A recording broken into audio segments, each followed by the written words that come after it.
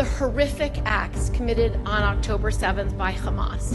It takes your breath away in the sheer level of evil it depicts, like no other image you could ever see on a movie screen.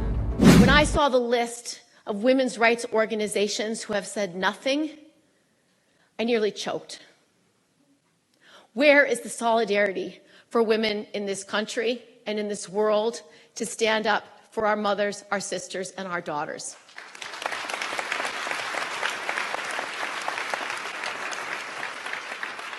The horrific acts committed on October 7th by Hamas are truly indescribable. I've seen much of the raw footage.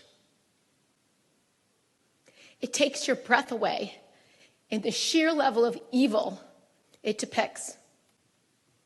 You can't unsee when you see it, and it haunts you like no other image you could ever see on a movie screen.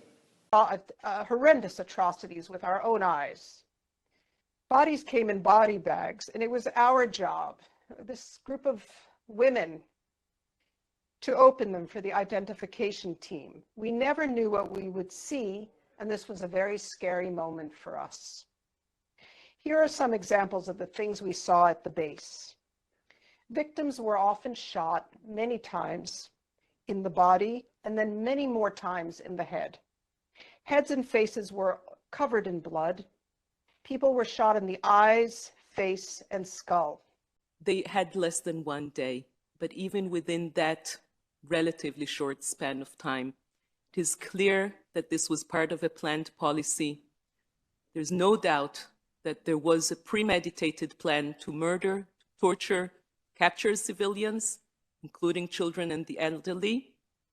And the plan included those specific instructions to weaponize women and to use their bodies as a method of causing fear and terror amongst the civilian population.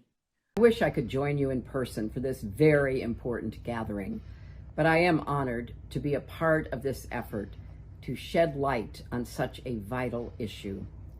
As you well know, many women and girls were attacked brutally by Hamas on October 7th, and they have testified to the gender-based violence that they both experienced and witnessed. As a global community, we must respond to weaponized sexual violence wherever it happens with absolute condemnation. There can be no justifications and no excuses.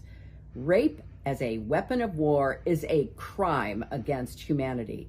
Such atrocities have no place in any society or any conflict. Organizations, governments, and individuals who are committed to a better future for women and girls have a responsibility to condemn all violence against women. It is outrageous that some who claim to stand for justice are closing their eyes and their hearts to the victims of Hamas. Stay with the Times of India for news breaks, analysis, interviews, and events. We bring you stories from your neighborhood and from across the globe as well. Subscribe to our YouTube channel. Hit the like button and press the bell icon so you don't miss any of our videos.